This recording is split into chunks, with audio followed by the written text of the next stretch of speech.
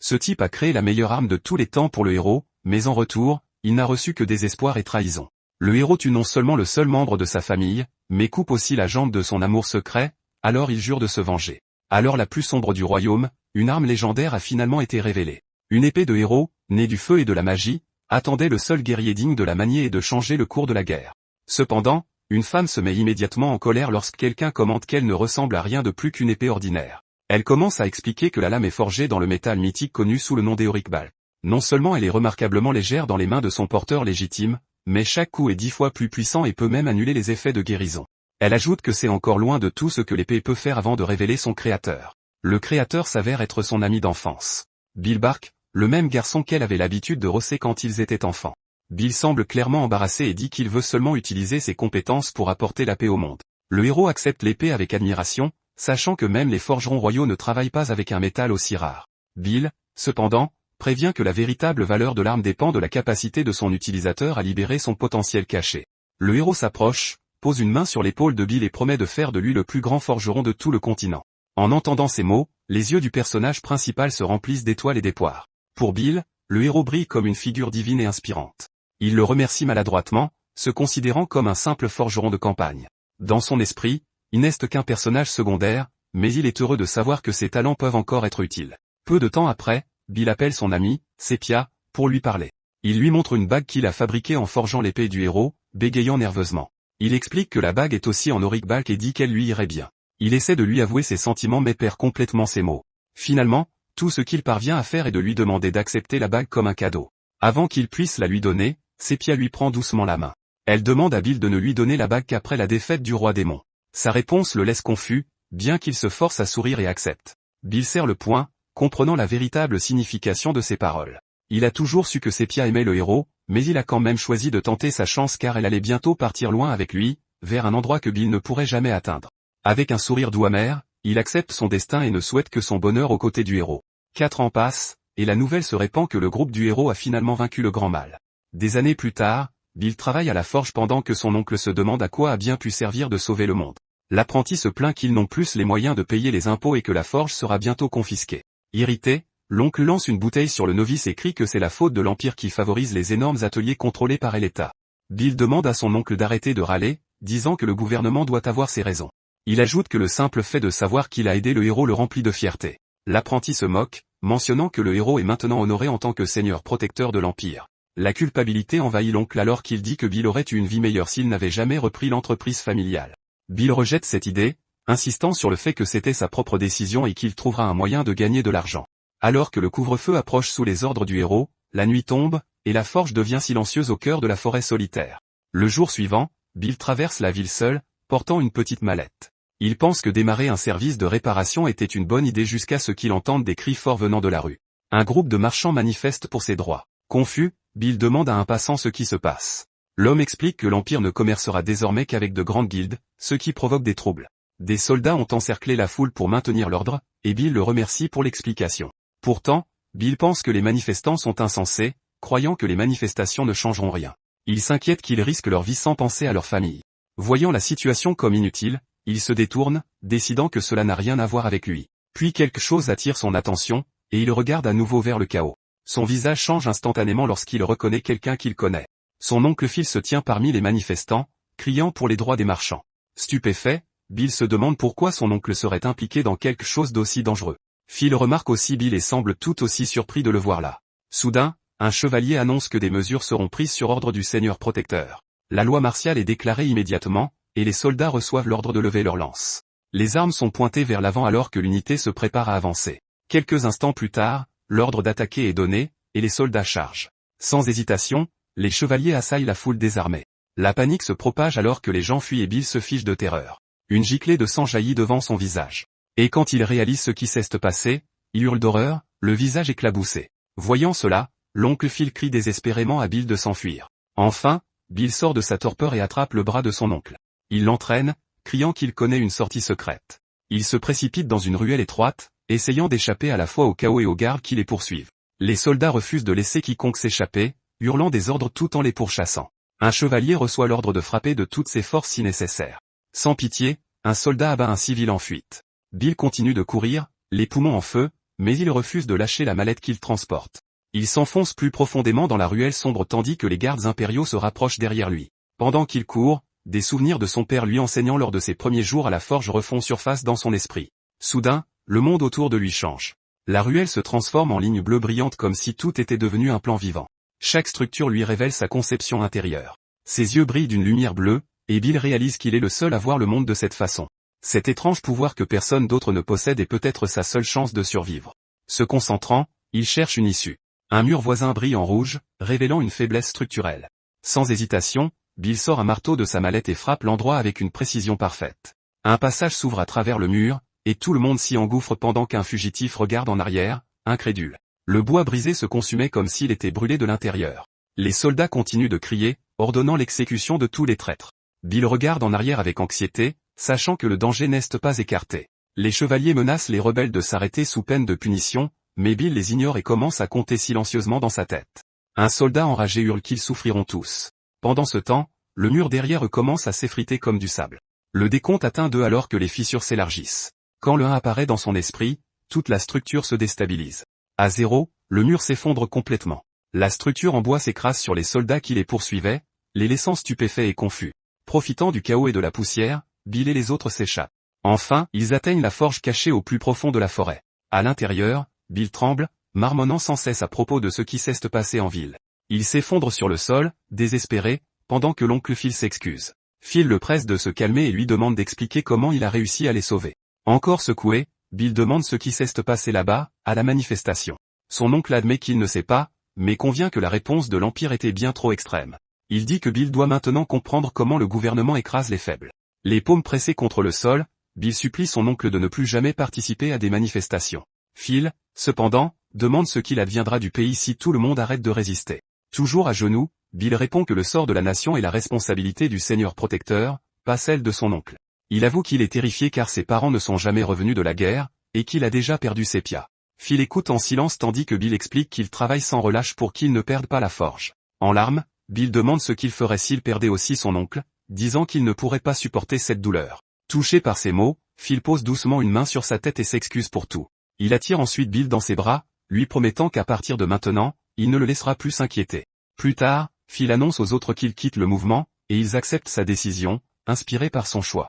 Les autres se retirent également, ne voulant plus risquer leur vie. Une fois la tension retombée, la paix s'installe enfin sous un ciel dégagé. Le lendemain matin, tous les fugitifs dorment paisiblement à l'intérieur de la forge. Après une nuit agitée, notre protagoniste se réveille lentement. Il ouvre les yeux, encore hébété par le chaos récent. À côté, son oncle s'agite aussi et s'excuse une nouvelle fois pour la peur qu'il a causée.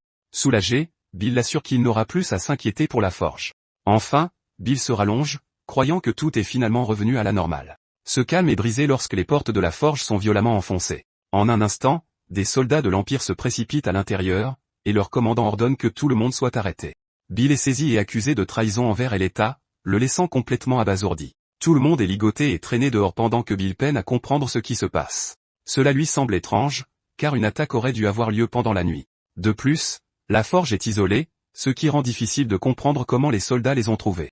Soudain, l'un des fugitifs crie que ce n'était pas ce qui était convenu. C'est Tom qui s'avance pour défendre son maître, insistant sur le fait que Bill n'a jamais participé aux manifestations. Alors qu'ils sont emmenés, Bill comprend enfin la vérité. Il fixe son apprenti du regard et réalise qu'il a été trahi par la personne en qui il avait le plus confiance. Tom tremble et n'ose pas croiser le regard de son maître, submergé par la honte. Les mains liées, Bill demande doucement pourquoi il a été trahi.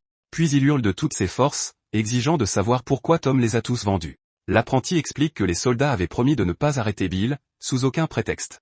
Ils avaient dit que l'oncle Phil n'avait aucune valeur pour eux. En larmes, Tom explique que la forge allait être confisquée de toute façon, et que Phil ne faisait que boire et participer aux manifestations. De plus, le gouvernement offrait des récompenses aux informateurs.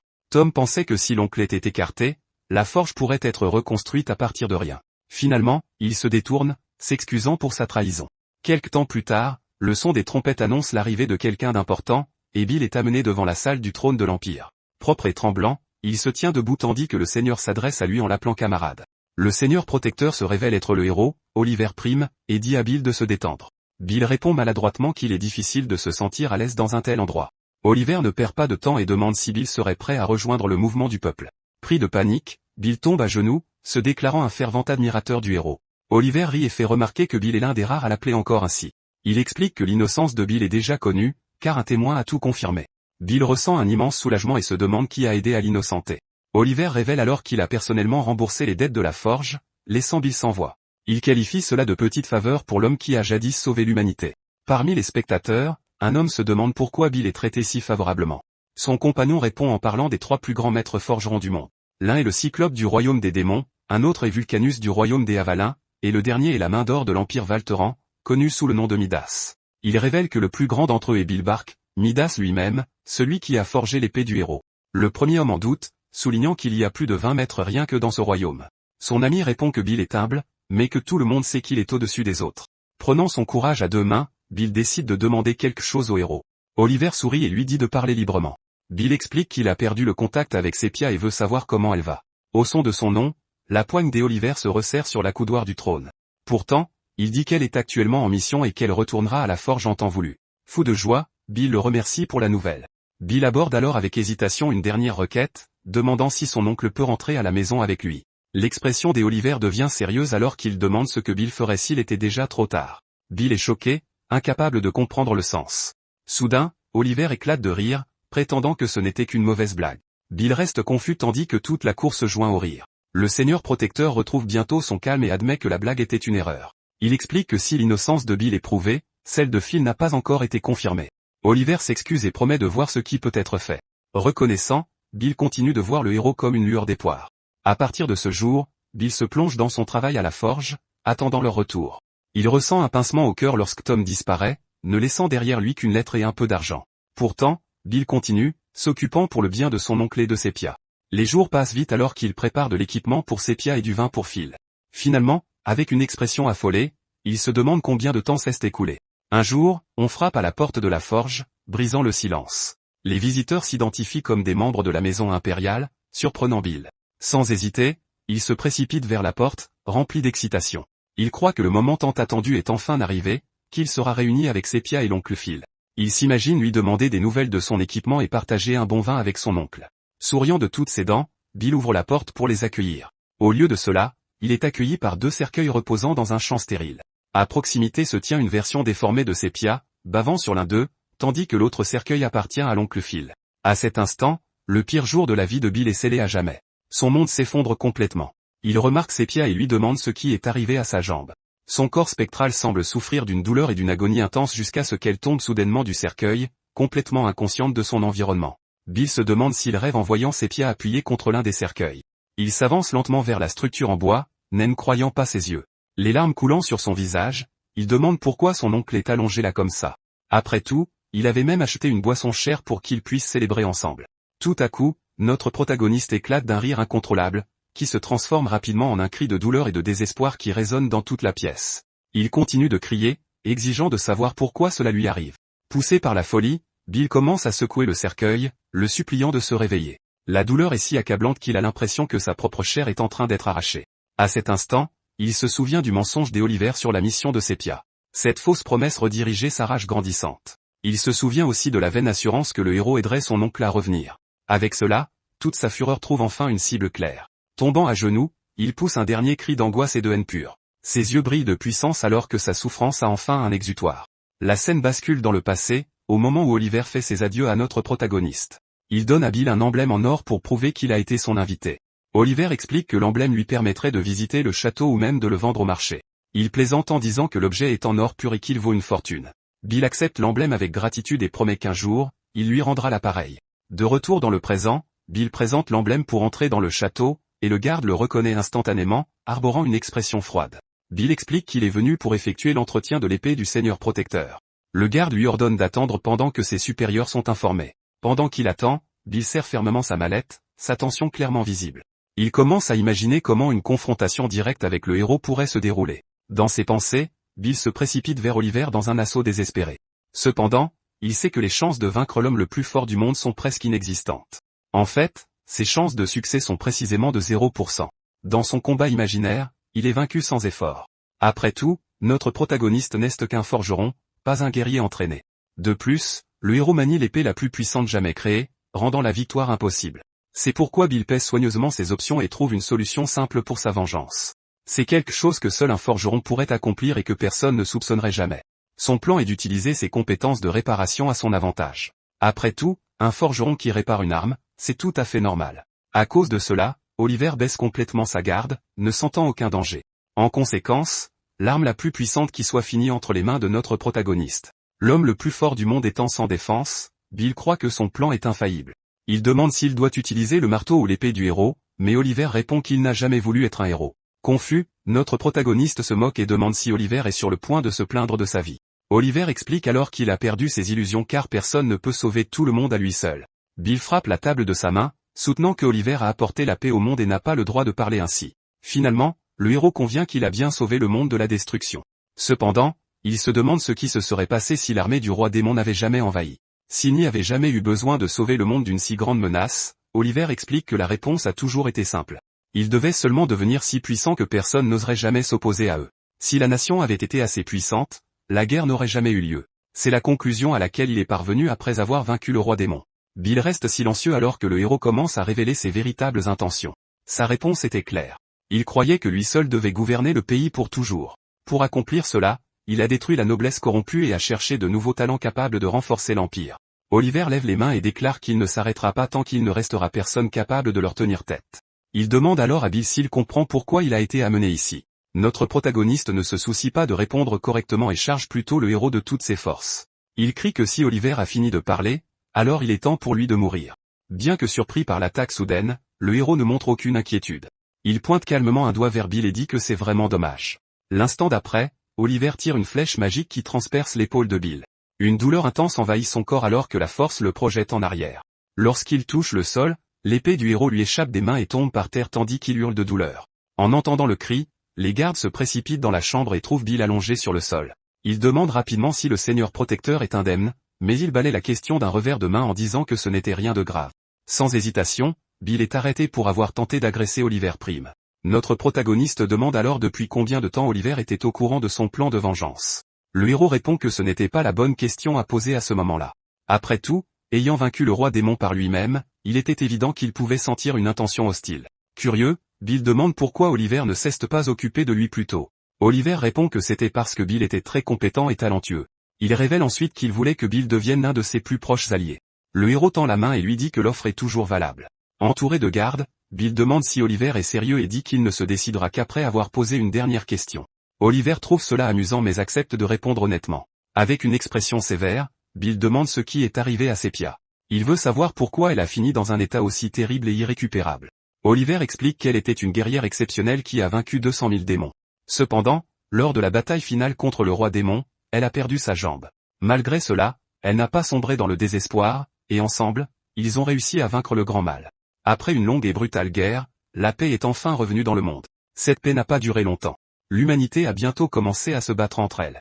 Alors que le pouvoir du royaume s'affaiblissait, même les héros ont été renvoyés sur les lignes de front. Sepia était la seule laissée derrière, confinée dans un fauteuil roulant. Pendant que ses amis continuaient à se battre, elle se sentait inutile et seule, submergée par la solitude. Elle a bu jusqu'à ce que le chagrin la fasse s'effondrer sur le sol. Désespérée de redevenir utile, elle s'est tournée vers quelque chose d'interdit. Grâce à l'utilisation de la magie noire, elle a pu retourner sur le champ de bataille. Oliver déclare que Bill a déjà été témoin des effets secondaires de ce pouvoir. Le héros demande alors si Bill a pris une décision concernant sa proposition. Bill ignore l'offre et dit que sa question n'a toujours pas de réponse. Il exige de savoir pourquoi Oliver n'est pas resté aux côtés de Sepia pour la soutenir. Elle était sa camarade, pourtant il l'a laissée sombrer dans un état aussi misérable. Bill crie qu'elle a perdu sa jambe en combattant à ses côtés pour sauver le monde. Il ajoute qu'en tant que seigneur protecteur, Oliver avait le pouvoir et l'influence pour l'aider. L'image de Sepia courant joyeusement traverse l'esprit de Bill. Il dit qu'elle avait besoin d'Oliver plus que de quiconque.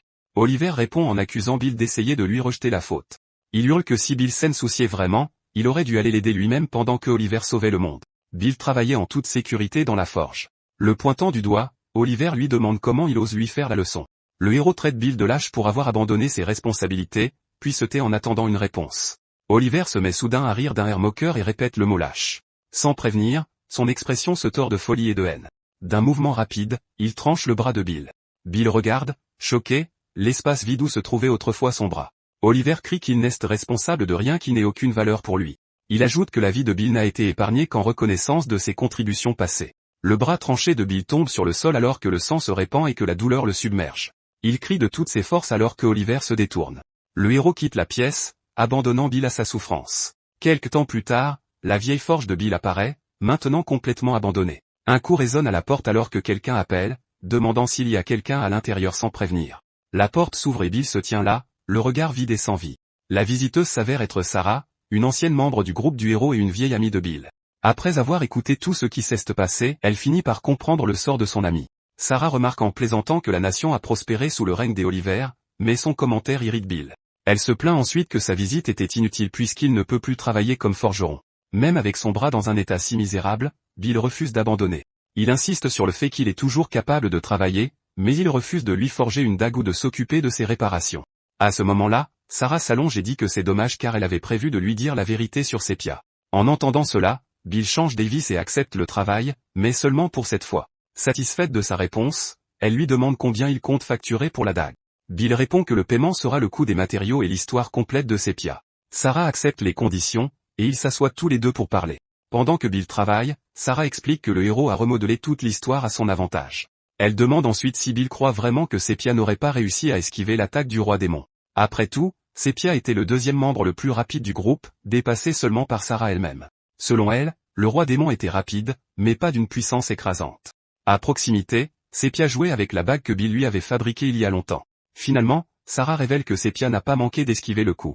Elle a délibérément choisi de ne pas le faire. Elle s'est sacrifiée pour protéger le héros de l'attaque du roi démon. La réalité du champ de bataille était très différente de ce qui avait été raconté. En vérité, c'est Oliver qui a approché Sepia et lui a demandé son aide pendant la guerre. Il avait besoin de la victoire pour devenir le seigneur protecteur, mais la situation se retournait contre lui. Sepia, cependant, refuse sa demande, croyant qu'elle ne pourrait être d'aucune utilité dans son état. Elle lui montre sa jambe blessée et dit qu'elle ne peut rien apporter. Oliver s'approche et lui dit de ne pas se préoccuper d'un problème aussi mineur. Il lui présente alors un grimoire qu'il avait récupéré en territoire démon. Sepia est horrifiée quand elle réalise que c'est un livre de magie noire interdite. Elle soutient qu'un tel pouvoir ne devrait jamais être manié par quiconque. Oliver serre les poings, clairement mécontent de sa réponse. Submergé par la colère, il lui jette le livre. Le héros crie qu'ils sont camarades et qu'elle n'a pas le droit de refuser sa demande. Il s'approche alors et commence à parler de leur lien, disant qu'il l'avait toujours vu comme plus qu'une simple camarade de combat. Sepia reste complètement sans voix face à la confession soudaine d'Oliver. Réalisant ce qu'il a dit, il écarte rapidement le sujet, prétendant que ce n'était qu'un lapsus. Il s'excuse et lui demande d'oublier tout ce qui s'est passé ce jour-là. Alors qu'il se tourne pour partir, Sepia reste silencieuse, plongée dans ses pensées. Quelques instants plus tard, elle l'interpelle et lui demande d'attendre. Avec de la résolution dans les yeux, Sepia regarde Oliver et fait son choix. Voyant cela, le héros esquisse un sourire cruel, sachant que son plan avait réussi. Sarah s'était cachée à proximité, observant silencieusement tout se dérouler, et elle a entendu Sepia accepter la proposition. Tout près, Sepia est soudainement surprise par quelque chose et laisse tomber un objet sur le sol. C'est la bague en aurical que Bill avait fabriquée pour elle avec grand soin. La bague roule sur le sol et finit par s'arrêter près du pied de Bill.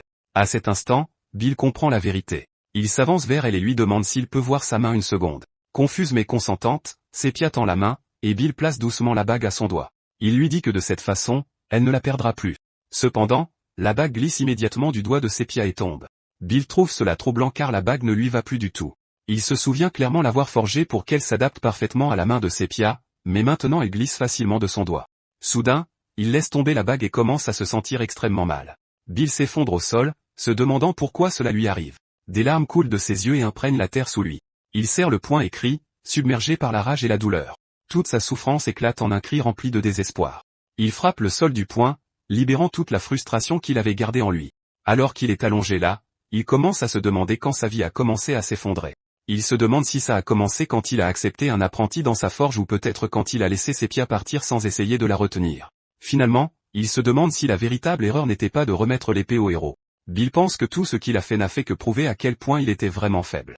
Il se sent complètement impuissant, étendu sur le sol sans plus aucune force pour se relever. Tout à coup, il a la vision d'une femme lui souriant doucement. C'est Sepia qui s'approche et lui touche doucement le visage avec chaleur et tendresse. Les larmes continuent de couler des yeux de Bill alors qu'il se demande ce qui se passe. Il se demande si elle est venue le réconforter après tout ce qui s'est passé. La culpabilité le submerge alors qu'il réalise qu'il n'a jamais agi quand elle avait le plus besoin de lui. Déterminé à changer son destin, Bill saisit son marteau avec sa main restante et promet à Sepia qu'il corrigera chaque erreur qu'il a commise. D'un seul coup puissant, il commence à forger une nouvelle arme, mettant toute sa force dans le travail. L'énergie afflue dans son corps alors qu'il travaille sans relâche dans la forge, sans repos. Il jure qu'il remettra tout en ordre, peu importe ce qu'il attend. Sarah lui dit alors adieu, mentionnant qu'elle reviendra dans 2 semaines pour récupérer la dague. Avant de partir, elle admet qu'elle se sent aussi coupable de ne pas avoir arrêté Oliver. Bill reste silencieux alors qu'elle se prépare à partir. Elle lui dit que s'il a un jour besoin d'aide, il n'a qu'à l'appeler, promettant qu'elle l'aidera au moins une fois. Sur ce, elle s'en va. Quelque temps plus tard, une énorme explosion de lumière jaillit de la forge. Le protagoniste émerge changé, portant maintenant un bras en métal, et il jure que sa vengeance sera totale et inébranlable. La scène change pour un groupe d'étudiants courant à toute vitesse à travers une forêt. Leur chef demande à Hans d'informer tout le monde sur la mission du jour. Hans explique que des rapports font état d'explosions survenues près du village. Le chef est satisfait de la réponse, et Hans continue de décrire la situation. Il souligne que leur priorité est l'enquête, pas le combat. Le groupe est d'accord, puis se sépare pour commencer à fouiller la zone. Peu de temps après, ils atteignent le site où les explosions ont eu lieu et commencent à examiner les environs à la recherche de preuves. Un étudiant fait remarquer qu'il n'y a aucune trace de poudre à canon dans l'air. Un autre observe que la sueur éparpillée est fraîche, ce qui signifie que le coupable ne peut pas être loin. Une fille soulève alors la possibilité de la magie de téléportation. Hans répond que l'endroit est trop proche du village pour que la magie d'évasion puisse être utilisée en toute sécurité. Le chef félicite tout le monde pour leurs observations pertinentes et dit qu'ils sont sur la bonne voie. Soudain, quelque chose attire leur attention, et le groupe se déplace prudemment pour enquêter.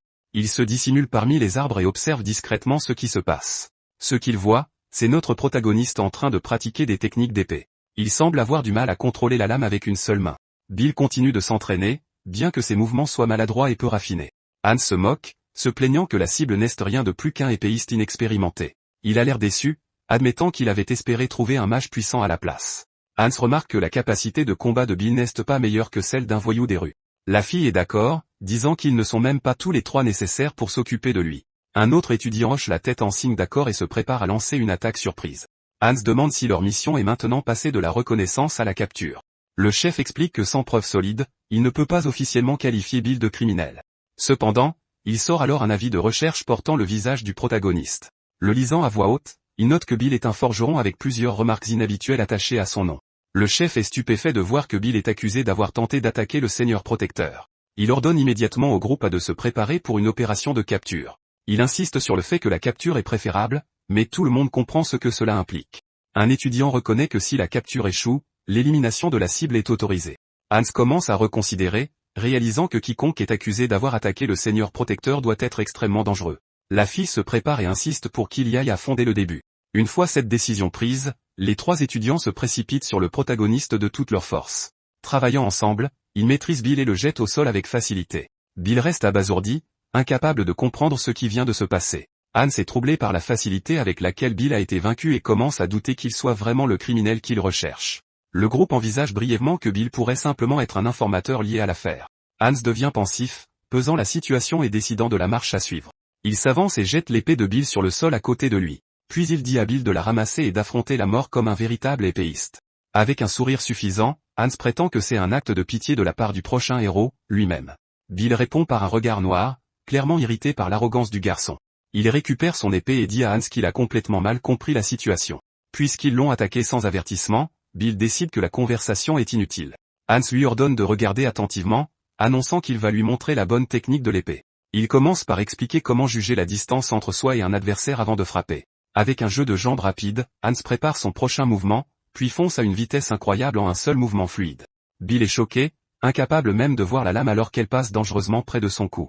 Hans poursuit son explication en notant qu'un coup doit être fluide, sans interruption. Il prouve immédiatement ses dires avec une autre manœuvre puissante. Se rapprochant encore plus, il termine la séquence et achève en assénant un lourd coup de pied directement sur le protagoniste. Finalement, Bill sent le coup atterrir et pousse un cri de douleur lorsque la frappe de Hans l'atteint. La force pure envoie Bill voler à travers le champ de bataille. Alors qu'il est au sol, il entend Hans se moquer de lui, qualifiant son effort de honteux. Avec une expression froide, Hans demande à Bill comment il compte rembourser tout le temps qu'il lui a fait perdre. Au même moment, le chef du groupe sent que quelque chose ne va pas dans la situation. Leur mission était d'enquêter sur les explosions signalées près du village, et les arbres brisés et les rochers éparpillés prouvaient clairement que de puissantes déflagrations avaient eu lieu. À cause de cela, ils ont supposé que le coupable devait être un mage ou quelqu'un utilisant des explosifs. Au lieu de cela, tous ceux qui l'ont rencontré étaient un épéiste inexpérimenté sans aucune trace de mana ni d'odeur de poudre. Allongé au sol, le protagoniste supplie Hans d'arrêter. Hans répond en demandant ce qu'il est censé arrêter exactement et continue son attaque. C'est alors que le chef réalise que si personne d'autre n'est impliqué, la véritable arme de Bill doit être quelque chose de complètement différent. En désespoir de cause, Bill tend la main et leur dit d'en finir. Son arme n'était pas du tout une lame, mais quelque chose qui se rapprochait d'un canon. Sans prévenir, une énorme explosion d'énergie rouge détonne et percute l'un des étudiants. Une vision apparaît d'une main liée par des chaînes, se brisant sous la puissance écrasante. Hans crie et se prend l'oreille, accusant Bill d'être un lâche pour avoir caché son arme.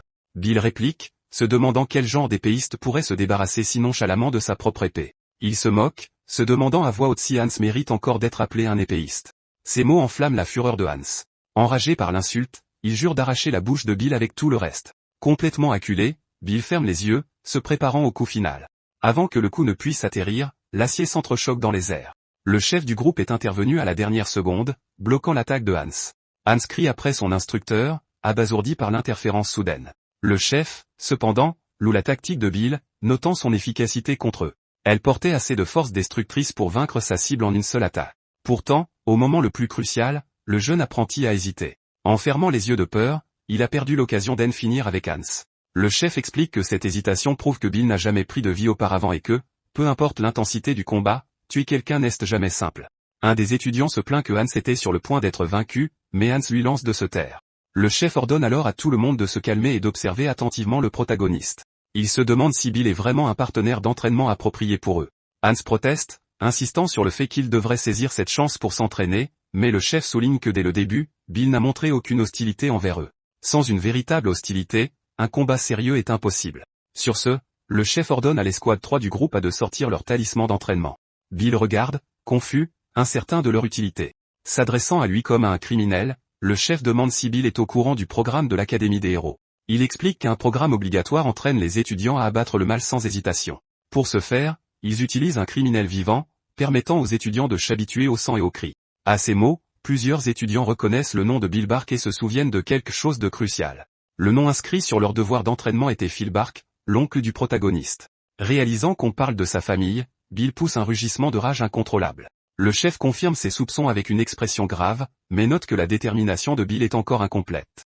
Il peut voir que le protagoniste reste tourmenté et n'est pas encore prêt à se battre. Puis Bill serre le poing alors que la compréhension se fait enfin jour en lui. Fixant les étudiants, il décide que pour vaincre Oliver, un choix extrême sera nécessaire. Il conclut qu'il doit anéantir tout ce que le héros a construit, y compris les étudiants eux-mêmes. Les larmes coulant sur son visage et un sourire dément s'étalant dessus, il embrasse sa nouvelle sombre destinée. Notre protagoniste se relève et leur demande de faire une pause avant de lancer leur attaque. Il demande ensuite s'ils veulent une cible appropriée pour l'entraînement au combat. Bill explique qu'il est forgeron et que l'affronter dans son état actuel ne serait pas un bon entraînement pour le groupe. Confus, le chef lui demande ce qu'il essaie d'insinuer avec tout ça. Le protagoniste répond qu'il a seulement besoin d'un peu de temps. Il demande une courte pause pour s'équiper et promet qu'il essaiera vraiment de les vaincre. Les autres étudiants, cependant, supposent qu'il cherche simplement une occasion de s'échapper et pressent le chef de l'achever immédiatement. Le protagoniste répète les mots s'enfuir avec un mépris et un dédain évident. Il demande s'il croit vraiment qu'il s'enfuirait. Remarquant sa détermination, le chef accepte la demande du jeune homme. Il demande combien de temps la préparation prendra. Bill répond qu'1 heure suffira, et le chef lui ordonne de partir et de se préparer. Il prévient quand même Bill qu'il sait déjà ce qui arrivera s'il ne revient pas à temps. Un des étudiants plaisante en disant qu'ils donneront ses restes au cochon, brandissant même un morceau de viande pour souligner son humour de mauvais goût. Le temps passant, le garçon affirme que le protagoniste s'est déjà enfui. La fille se plaint de perdre les crédits pour la mission, mais le chef leur dit d'attendre encore un peu. Devenant impatiente à cause du retard, la fille s'étire des nuits. Soudain, une main de métal tombe du ciel, fonçant vers l'un des étudiants. L'objet est attrapé en plein vol, laissant la fille complètement confuse sur ce qui vient de se passer. Quelques instants plus tard, une énorme explosion de feu éclate au centre du champ de bataille. À travers la fumée, une main de métal se forme et s'agrippe à la main de la fille en l'air. Elle hurle de terreur alors que le bras de métal attaché à une chaîne tire vers elle. Immédiatement après, Bill apparaît sur le champ de bataille, portant une imposante armure intimidante, un seul œil bleu brillant intensément. Il déclare calmement qu'il ne reste plus que 35 doigts. Enragé, un des étudiants crie aux autres de tuer Bill de la manière la plus atroce possible. Les 2 étudiants restants se précipitent sur le protagoniste de toute leur force. Ils tentent une frappe coordonnée, mais Bill semble complètement impassible. Avec une expression durcie, il se prépare pour une véritable bataille. Dégainant son épée, il adopte une posture de combat ferme face aux jeunes combattants. Le chef se demande alors à voix haute comment on devrait affronter un adversaire couvert d'une armure aussi lourde. Il se répond à lui-même, affirmant que les articulations sont les points faibles, et l'un des étudiants attaque immédiatement. Le garçon parvient à frapper près d'une articulation de l'armure du protagoniste, car les jointures sont faites de tissu ou de fine chaîne. Il cible sans relâche ces zones vulnérables, attaquant encore et encore. Malgré tout, même les articulations ne permettent pas à la lame de percer l'armure de Bill. L'étudiant est stupéfait, ne s'attendant jamais à une telle durabilité écrasante. Irritée, la fille crie que le jeu est terminé et charge en avant. Elle hurle à Bill de mourir en mettant toute sa puissance dans l'attaque, lançant une boule de métal vers lui. Bill répond en disant qu'elle a le cœur trop tendre pour se retenir au lieu d'attaquer sérieusement. Le chef traite Bill d'idiot pour s'être encore retenu alors qu'il avait l'occasion de porter le coup de grâce. Furieuse, la fille maudit le protagoniste. Le chef déclare alors que contrairement à lui, ses étudiants ne se retiennent jamais. Et avec un assaut synchronisé, ils parviennent finalement à mettre Bill à terre. L'un des étudiants abat son pied sur le dos de Bill de toutes ses forces. La fille ordonne aux autres de lui marcher dessus aussi, déterminée à le clouer fermement au sol. Bientôt, il commence à piétiner sans pitié l'armure de notre protagoniste. Pourtant, des doutes surgissent parmi eux alors qu'ils se demandent si leurs attaques ont le moindre effet. Un étudiant suggère alors de détruire plutôt les articulations de l'armure de Bill. Notre protagoniste ricane, commentant que ceux qui aspirent à être des héros ne devraient pas avoir besoin de se mettre à 3 contre un seul adversaire. L'étudiant ignore cela et continue d'attaquer, immobilisant Bill par derrière. Un autre étudiant ajoute soudainement que ce n'est qu'un entraînement et dit à Bill de ne pas le prendre personnellement. Bill lève la tête et les regarde avec des yeux remplis de haine et d'amertume. Même alors qu'il est au sol, l'un des étudiants répète qu'il ne devrait pas le prendre personnellement. Juste après que Bill lève son majeur directement au visage de la fille, à cet instant, l'armure de Bill se met à briller tandis qu'un mécanisme interne s'active. Sans avertissement, des pointes de métal acérées jaillissent de toutes les parties de son armure. Les étudiants qui le tiennent sont empalés et crient d'agonie, complètement pris au dépourvu. Bill déclare calmement que cibler les articulations était quelque chose qu'il avait déjà anticipé. Il tourne la tête vers le chef et lui demande quand il a l'intention d'intervenir. Le chef fait un geste derrière lui, et les étudiants restants se précipitent vers notre protagoniste de toute leur force. Irrité, Bill se prépare à combattre les étudiants de l'académie. Cependant, leurs mouvements sont rapides, et ils esquivent ses coups avec facilité. Bill frappe à nouveau, mais l'un des étudiants saute proprement par-dessus lui. L'agacement se lit sur le visage de Bill alors qu'il se plaint que son épée ne peut pas les atteindre. Il se demande comment il est censé se venger s'il ne peut même pas toucher un simple étudiant. Il se demande alors comment Salam atteindra un jour le héros Oliver. Prenant une grande inspiration, il analyse ses émotions et se rappelle de ne pas se précipiter. Ses yeux brillent alors qu'il songe que le combat est comme forger de l'acier dans une fournaise. On ne peut pas façonner le métal d'un seul coup de marteau. On frappe une fois, puis encore de toutes ses forces, et on frappe encore jusqu'à ce que l'acier prenne enfin la forme désirée. Il continue à se battre et à se défendre sans arrêt, ne s'accordant jamais un instant de repos. La puissance s'accumule à chaque choc, et son épée commence à briller d'une lueur intense. Notre protagoniste serre fermement l'arme, attendant patiemment l'ouverture parfaite. Enfin, il déclenche une frappe qui envoie une onde de choc massive à travers les environs. Un étudiant se moque, affirmant que ce n'était rien de plus qu'une éraflure chanceuse. Un autre garçon demande alors à Hans et Lin comment il devrait mettre fin au combat. Bill l'interrompt, disant qu'il a déjà un plan pour tout terminer de manière décisive. Quelques instants plus tard, plusieurs objets jaillissent de son armure en direction du groupe. Ils volent dans les airs et se dispersent sur le champ de bataille, formant un périmètre autour des étudiants. L'instant d'après, les objets se déploient en un filet qui piège Lin, l'emprisonnant complètement. Bill déclare que même la force brute d'un ogre ne pourrait pas déchirer ce filet. L'un des étudiants crie que s'il ne rentre pas bientôt, l'académie enverra des renforts. Souriant avec confiance, il dit que le temps est de leur côté et que Bill n'a aucune chance. En réponse, Bill tranche le filet sans effort et demande s'ils croyaient vraiment qu'il avait négligé cette possibilité. Il leur demande ensuite s'ils comprennent pourquoi il a attendu jusqu'à maintenant pour activer le piège. La vérité est que Bill avait aussi besoin de s'entraîner au combat, et il les remercie de lui en avoir donné l'occasion. Un étudiant implore sa pitié, mais Bill répond froidement qu'il commencera par prendre les doigts. Paniqué, le garçon hurle à Bill de retirer sa main immédiatement. Désespéré, il appelle son chef à l'aide. Le chef répond calmement que l'étudiant a déjà réussi le test. Immédiatement après, le garçon est réduit au silence par un coup rapide et précis. Le sang éclabousse l'armure de Bill alors qu'il observe sans expression. Le chef fait alors face à notre protagoniste et lui dit que lui aussi a réussi le test. Arborant un sourire dément, il félicite Bill pour sa performance exceptionnelle dans la bataille. Il devient clair que tous les autres étudiants ont également été piégés dans le filet. Lin pousse un cri de pure terreur en voyant ce qui est arrivé à ses camarades. Un autre garçon crie que le chef est devenu fou, incapable de comprendre la situation. Avant qu'il ne puisse réagir davantage, il est frappé par derrière par son propre chef qui ne lui accorde même pas un regard. L'étudiant est complètement abasourdi, incapable d'accepter que son maître l'ait trahi. Sans hésitation ni pitié, le chef met fin à la vie de ses propres étudiants. Après quoi, il leur dit de reposer enfin en paix, ajoutant qu'il espère qu'ils renaîtront dans un monde avec de meilleurs adultes. Bill reste sur ses gardes, serrant fermement son épée et refusant de l'abaisser ne serait-ce qu'un instant. Finalement, le chef lui dit d'arrêter d'être si tendu, affirmant que la bataille est déjà terminée. Il répète que Bill a réussi le test. Bill est secoué car il n'a pas pu voir ou comprendre ce qui venait de se passer. Il se demande pourquoi le maître massacrerait ses propres étudiants et comment on pourrait même combattre quelqu'un comme ça. Pourtant, il se prépare, sachant que la confrontation n'est pas encore vraiment terminée. Le chef prétend qu'il y a eu un malentendu et insiste sur le fait que les enfants méritaient ce sort. Il ajoute que mettre fin aux choses rapidement était plus gentil que de les laisser souffrir plus longtemps. Il y a une certitude étrange et terrifiante qui se reflète dans ses yeux pendant qu'il parle. Soudain, Bill déclenche une frappe rapide et écrasante, mais le chef remarque qu'il avait déjà anticipé ce schéma d'attaque. Bill frappe à nouveau, mais l'homme l'exhorte à écouter avant de continuer. Il révèle qu'il est venu ici spécifiquement à la recherche du protagoniste. Il demande alors à Bill s'il éprouve de la haine envers le Seigneur protecteur, le héros Oliver Prime, disant qu'il ressent la même chose et utilise un mouvement surprise pour piéger Bill. Il suggère qu'il devrait parler et tout résoudre une bonne fois pour toutes. Le chef fixe Bill d'un regard dur, ayant clairement perdu patience.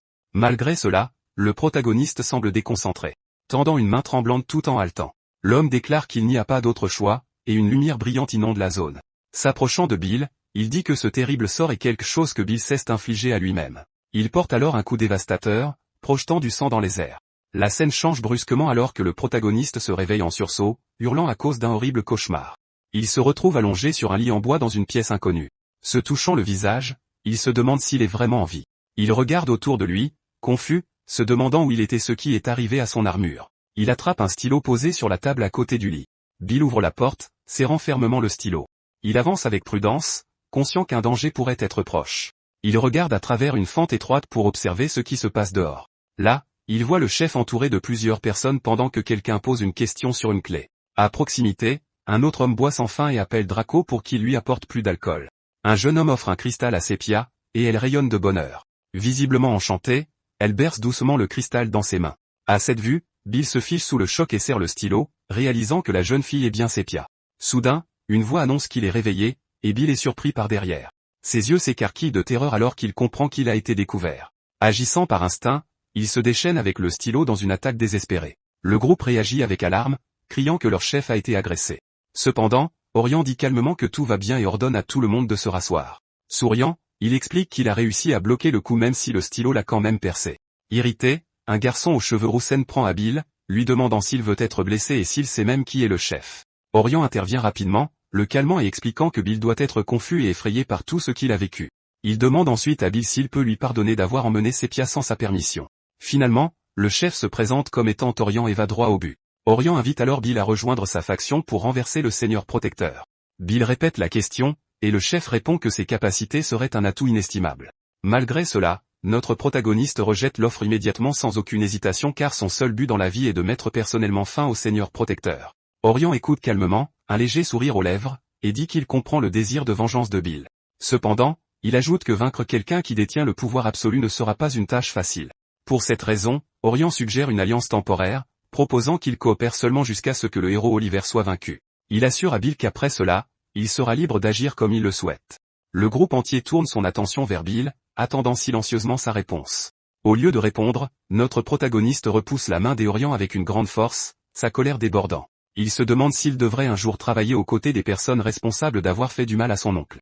La haine brûlant dans ses yeux, il leur ordonne à tous de partir sur le champ, avertissant qu'il attaquera s'ils ne le font pas. Un des garçons insiste sur le fait que tout n'était qu'un malentendu, mais Bill ne lui prête même pas attention. Le chef s'avance et demande si la vengeance seule suffira vraiment. Bill essaie d'argumenter, mais Orion l'interrompt avant qu'il ne puisse finir de parler. Il demande ensuite si Bill croit vraiment pouvoir affronter le héros tout seul. Le corps de notre protagoniste tremble alors qu'il répond qu'il doit le faire de ses propres mains. La sensation du sang coulant lentement de sa main alors que l'agonie de la perte le ronge de l'intérieur.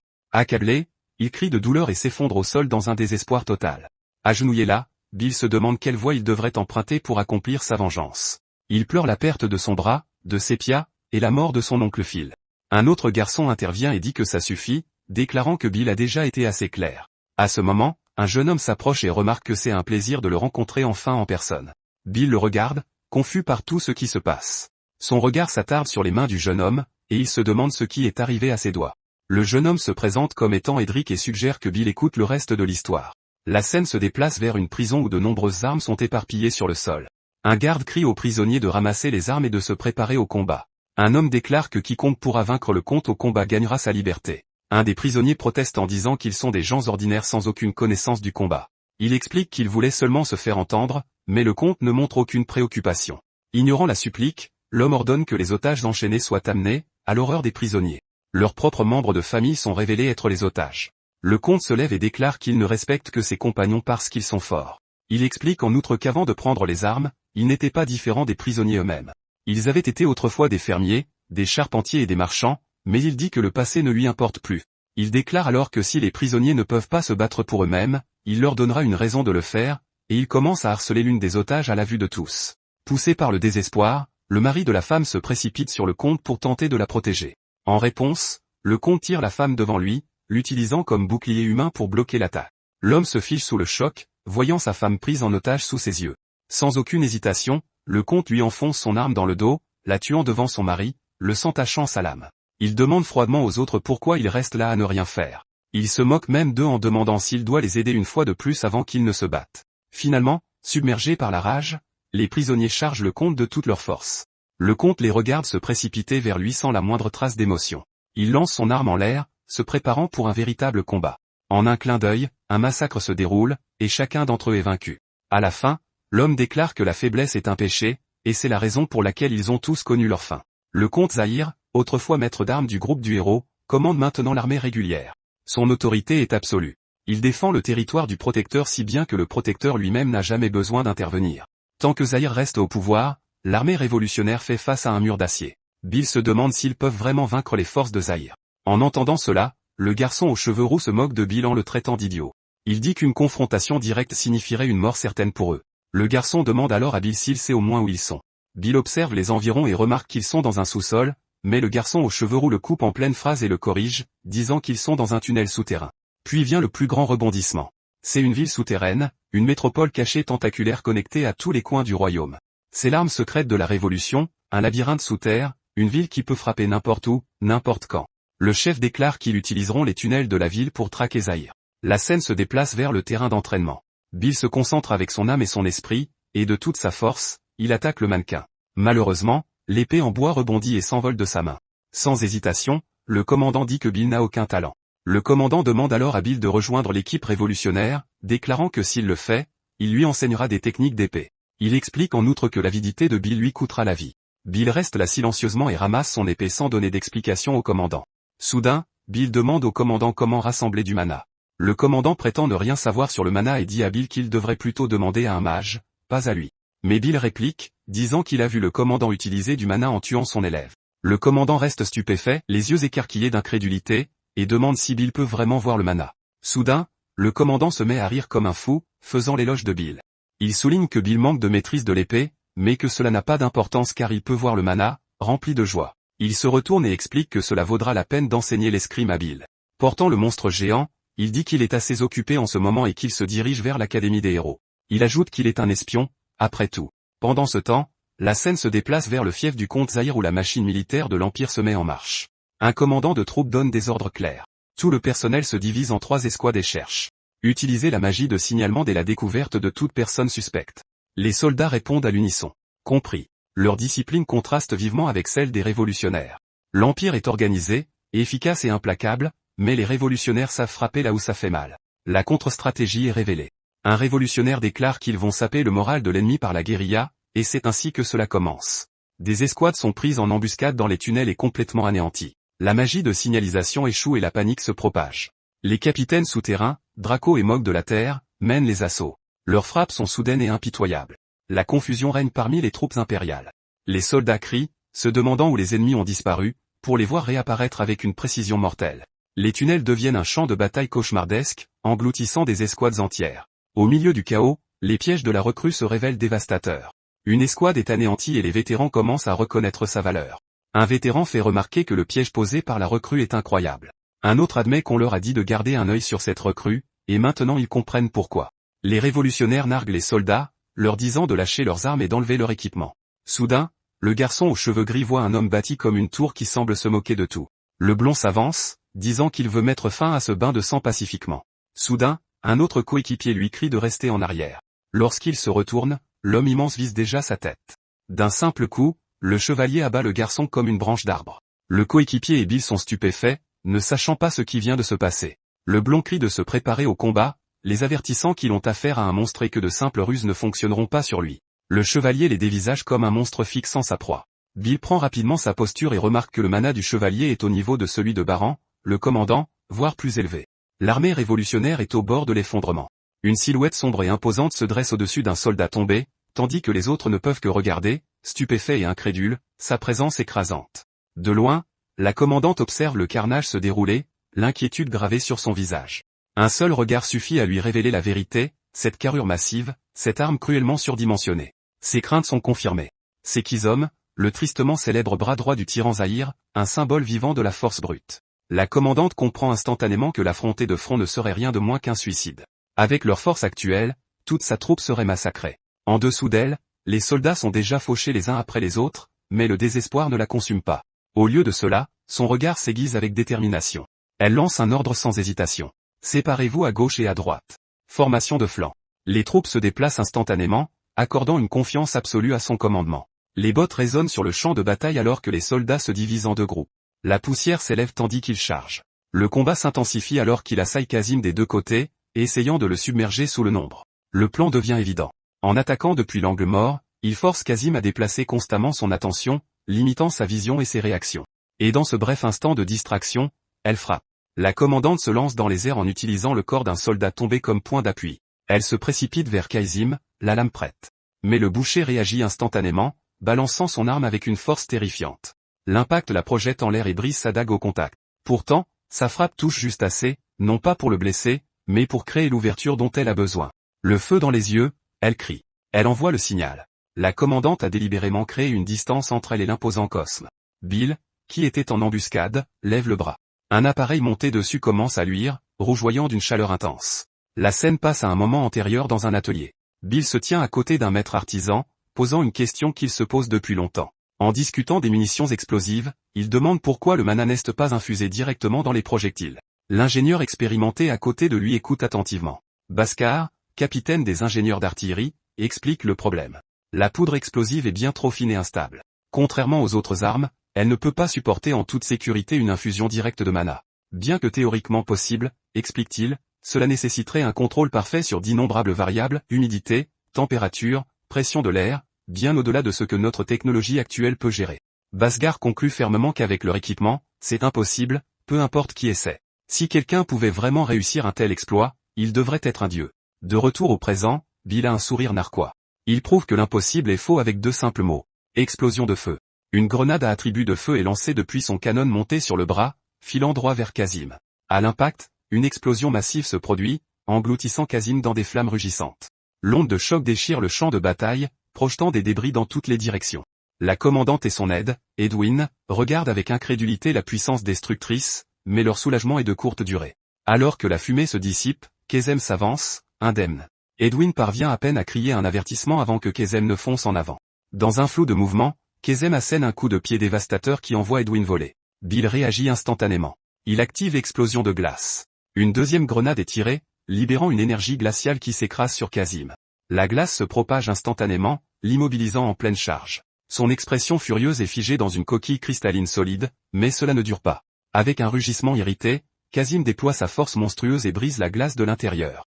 À l'instant où il se libère, il charge droit sur Bill. Bill analyse la situation calmement. Ces armes ont été fabriquées à la hâte.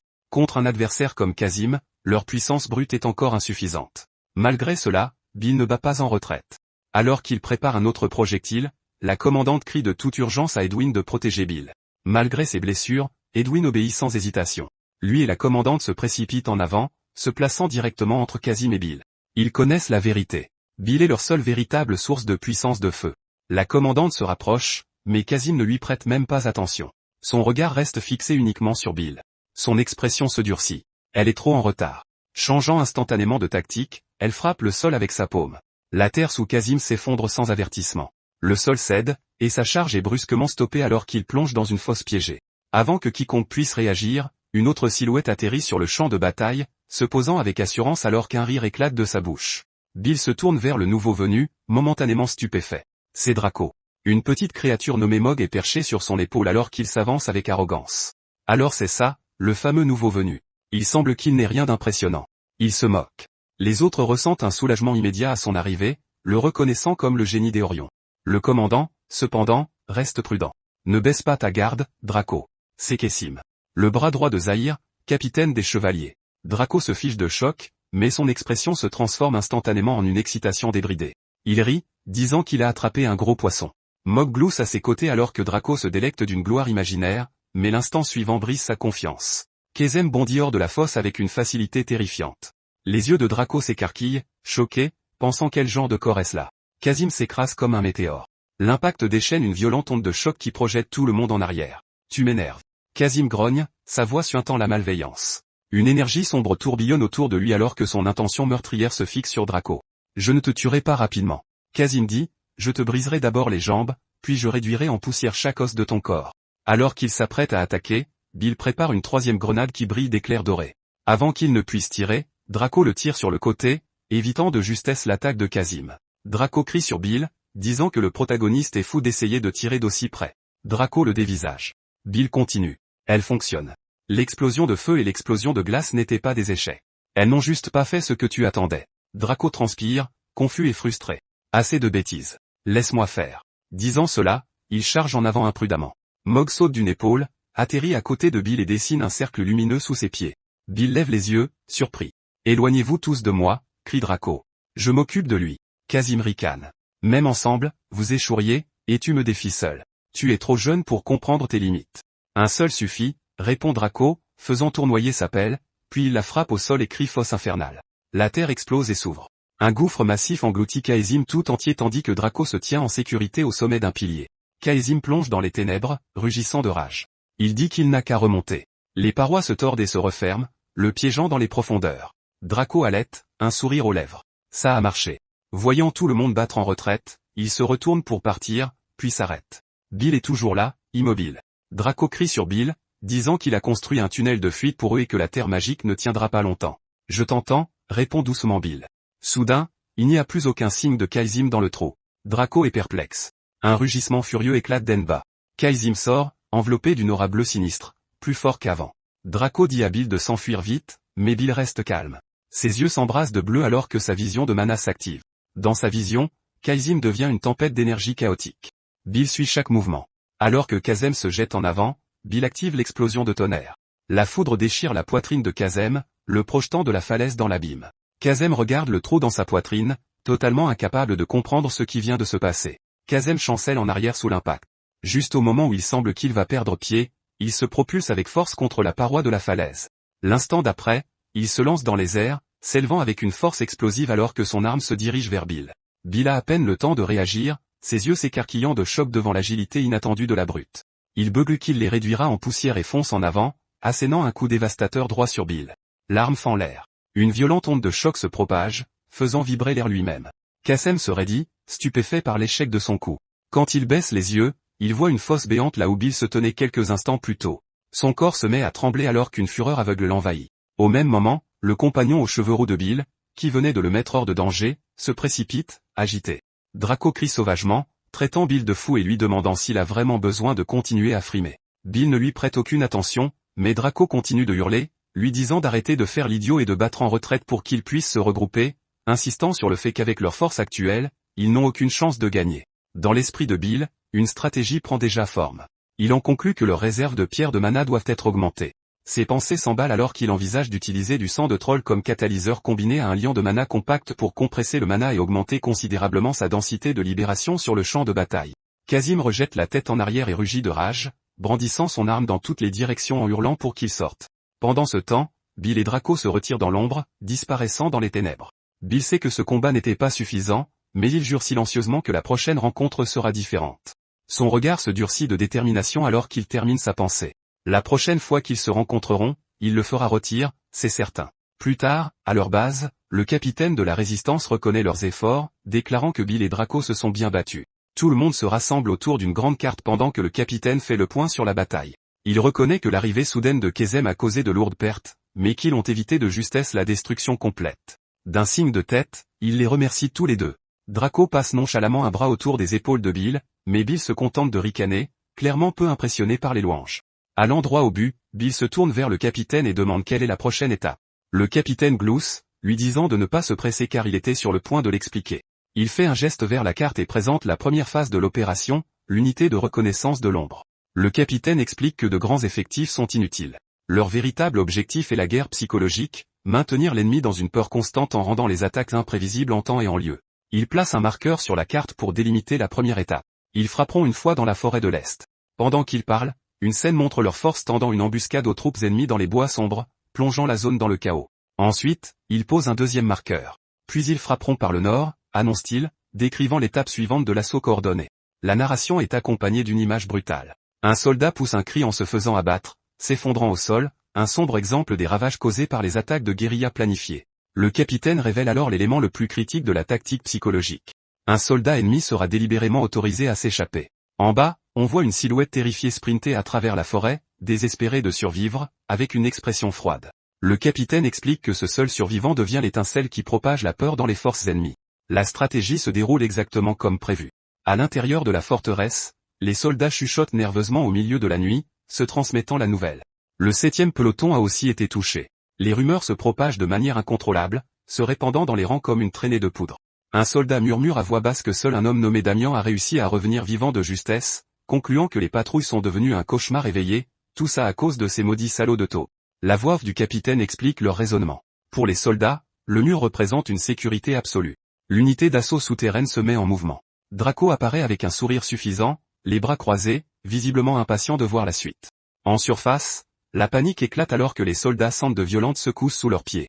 Ils crient des avertissements, affirmant que ce doit être un tremblement de terre. Ils n'ont aucune idée qu'un tunnel souterrain a déjà percé à l'intérieur de la forteresse. Le sol explose lorsque l'unité de Draco jaillit vers le haut, prenant l'ennemi complètement au dépourvu. D'en-bas, Draco nargue les soldats terrifiés, son visage étiré en un sourire cruel et sadique, leur demandant comment ils sont censés dormir maintenant que le chaos a commencé. La narration calme et tactique du capitaine reprend, indiquant qu'ils frapperont à nouveau depuis l'est. Les images montrent une autre embuscade parfaite. Un soldat solitaire pousse un cri avant d'être abattu dans l'obscurité. Le plan se poursuit sans pitié. Une autre pièce est placée sur la carte, et ensuite, ils attaquent par le sud, en dessous. Un autre cadavre gît, immobile, sur le sol. Les assauts invisibles ne cessent jamais, usant lentement les défenseurs. La forteresse elle-même semble trembler alors que la pression psychologique anéantit le moral. Un garde solitaire en faction laisse échapper un gémissement brisé. Son visage blême et ses yeux terrifiés révèlent l'efficacité de la guerre psychologique de Bill.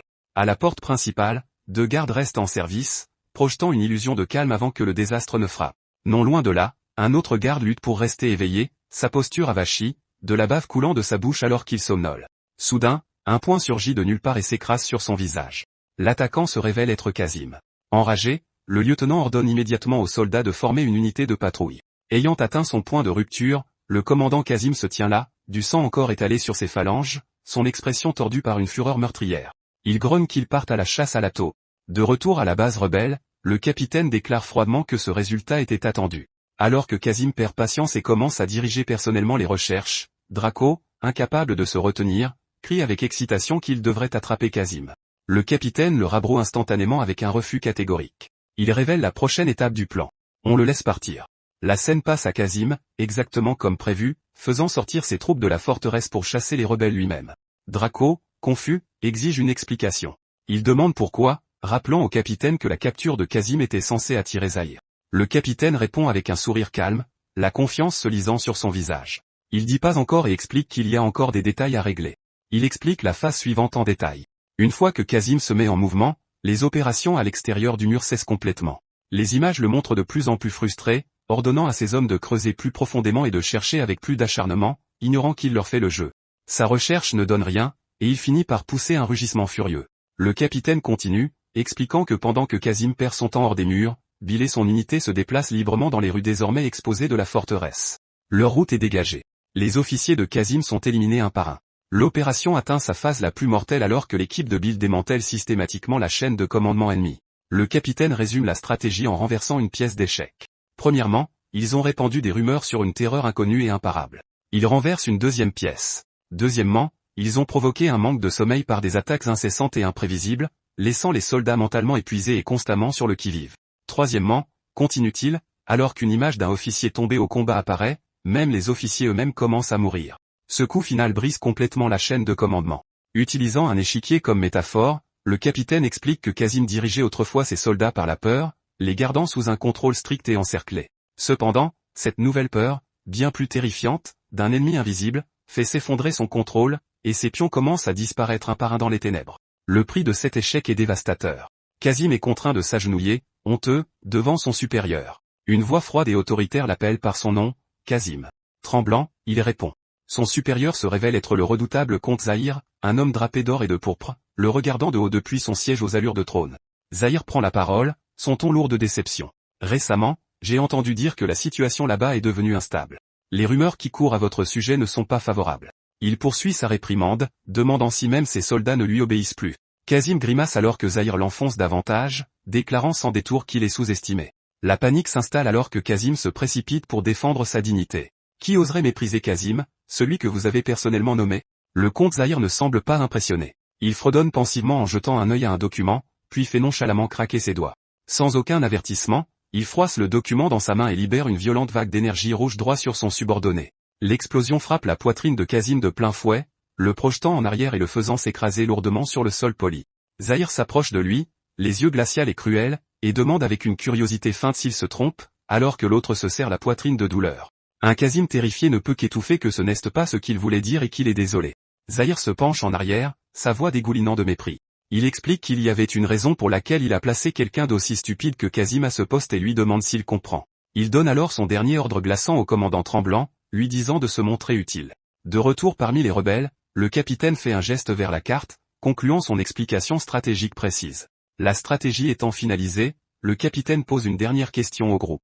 Qui affrontera directement Kazim? Il se tourne vers ceux qui ont personnellement été témoins de la force de Kazim. Draco, l'ayant combattu lui-même, est tout à fait d'accord avec l'évaluation de la puissance de Kazim. À 1000%, dit-il, les yeux écarquillés. C'est un monstre absolu. Alors que d'autres commencent à proposer leurs plus puissants combattants, Bill s'avance, leur coupant la parole en déclarant calmement qu'il s'en chargera. Son regard est fixe alors qu'il s'adresse au groupe, affirmant qu'il peut s'occuper de Kazim. Draco réagit avec une incrédulité totale, levant les bras au ciel et demandant comment et avec quoi. Il rappelle à Bill leur défaite précédente, se remémorant leur première rencontre, soulignant que Kazim n'avait même pas réagi aux attaques de Bill. Le capitaine observe Bill attentivement, ses yeux perçants sentant que quelque chose de plus se cache derrière sa confiance. Bill répond calmement, expliquant son raisonnement. La seule raison pour laquelle j'ai échoué la dernière fois, c'est que ces balles magiques ont été fabriquées sur le champ. Dit-il, son regard se faisant plus froid. Cette fois, c'est différent. Il révèle son atout en une seule phrase. Les améliorations sont terminées. L'image montre sa nouvelle arme, un cylindre de métal dense et puissant. Draco n'est toujours pas convaincu et s'emporte, perdant patience. Et si ça ne marche toujours pas, on fait quoi? Il crie. Le visage du capitaine devient sérieux alors qu'il approuve l'argument de Draco, reconnaissant le risque. Si nous manquons cette occasion, qui sait combien de temps il faudra avant d'en avoir une autre? Pour dissiper tout doute restant, Bill fait un geste solennel, posant fermement sa main sur la table de stratégie. Alors que tout le monde le dévisage, il offre le prix ultime de l'échec, son bras droit. Il les regarde droit dans les yeux et fait un serment inébranlable. Si j'échoue, je vous donnerai mon bras droit. Le poids de sa promesse laisse toute la pièce dans un silence stupéfait. Draco, déconcerté par ce serment extrême, se moque et se détourne en disant qu'il n'a pas besoin de sa main. La tension se brise soudainement lorsque le capitaine éclate d'un rire bruyant et tonitruant, déroutant Draco. En regardant le capitaine rire, Bill sourit légèrement, acceptant le défi. Bien. C'est donc comme ça que tu veux jouer. Après s'être ressaisi, l'expression du capitaine redevient sérieuse. Avec sa confiance entièrement placée en Bill, il se penche en avant et demande, alors, quel est le plan? La scène change. Suivant le plan des rebelles, Kazim marche seul sur un sentier forestier désert à la recherche de ses ennemis insaisissables.